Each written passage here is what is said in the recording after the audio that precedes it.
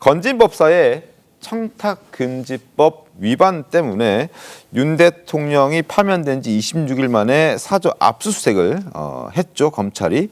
이제 검찰은 다이아 목걸이와 명품백의 행방을 찾고 있는데, 그래서 집만 압수수색한 게 아니라 그 지하에 있는 코바나 컨텐츠 옛날 사무실까지도 확인했다고 합니다. 다만 어제 확인한 것은 김 여사의 휴대전화와 메모장이었다고 하는데, 송국 부장님, 네. 뭐 다이아 목걸이와 명품백은 못 찾았나 보죠? 일단 뭐 찾았다는 소식은 없고 압수수색을 어제 전격적으로 벌였죠. 네. 대선 앞두고 뭐 어떤 정치적 목적이 있는 것 아니냐 이런 그 분석도 있지만 일단 그런 것은 논외를 치고 네. 논외를 치고 이 사건도 어떻게 보면은 상당히 그 파장이 클 수가 있어요. 이게 만약에 대가가 있었다면은 뇌물 혐의로 바뀌게 되니까 네. 그런 상황인데 지금 찾고 있는 건 검찰이 지금 찾고자 하는 것은 6천만 원대 다이아 목걸이하고 또 명품백 그리고 또 5천만 원짜리 감봉권 형태의 돈이 또 발견됐다. 아하. 이렇게 해서 그 세 가지가 지금 핵심인데 네. 일단은 이게 중간에 전달 통일교 간부로부터 받았다는 전승배 씨 건진법사는 네네. 전승배 씨는 6천만 원짜리 다이아몬드 이거 목걸이를 잃어버렸다고 이야기를 하고 있고 네. 5천만 원 감봉권은 이 기도비로 누군가 줬는데 준 사람은 누군지 모르겠다 이렇게 이야기를 하고 있으니 일단 이 목걸이 같은 경우는 그 전에 김건희 여사가 해외 순방 갈 때 목걸이를 하나 이제 찾는데 그거 이제 빌려서 찾다 이런 이야기가 나왔잖아요. 그래서 그거와 비슷한 것을 통일교 간부가 뭔가 청탁을 하면서 네. 이 전승배 씨에게 준 거예요. 네. 그리고 그럼 지금부터 밝혀내야 될 것은 이게 실제로 김건희 여사에게 전달이 됐는가, 네. 아니면은 일종의 저희들이 흔히 하는 말로 배달 사고가 났는가, 뭐 이 부분은 좀 밝혀내야 될 부분이죠. 그래서 어제 압수수색에 들어갔던 것 같습니다. 통일교 관계자가 이제 전성배 씨한테 다이아 목걸이와 명품백을 준 것은 사실. 그것이 이제 전승배 씨가 인정을 하고 있죠. 인정하고 잃어버렸다고 있고요. 했으니까. 근데 이제 잃어버렸다. 네. 그리고 김건희 여사한테는 잃어버렸으니까 당연히 전달되지 않았을 것이다. 그렇죠. 근데 이제 검찰은 아니다. 그 믿을 수가 있느냐. 전달됐을 것이다. 이렇게 보고 있는데 어떻게 좀 보십니까?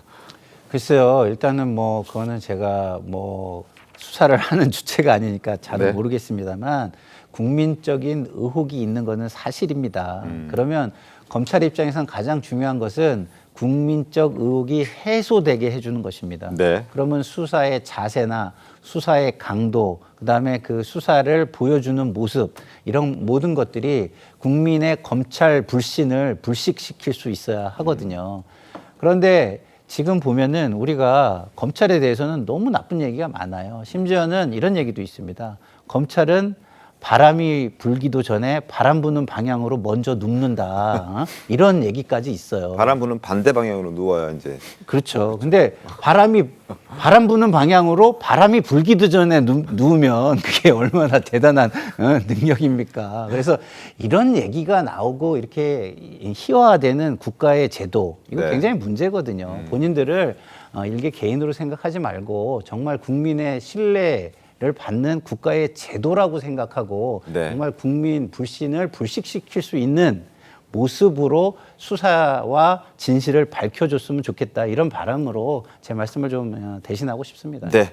어제 검찰이 압수수색하면서 이제 압수수색 영장을 제시를 했을 텐데 여기에는 이제 김건희 여사의 이름만 적혀 있고 윤 전 대통령의 이름은 없었습니다. 그리고 김건희 여사의 신분도 참고인 신분이었습니다. 그러나 이제 신분은 또 바뀔 수 있는 부분이어서 수사가 진행되는 과정에서 혹시 양재민 변호사님, 이게 피고인으로 바뀌거나 아니면은 소환 조사 통보가 가거나 이럴 가능성도 배제할 수는 없는 거죠?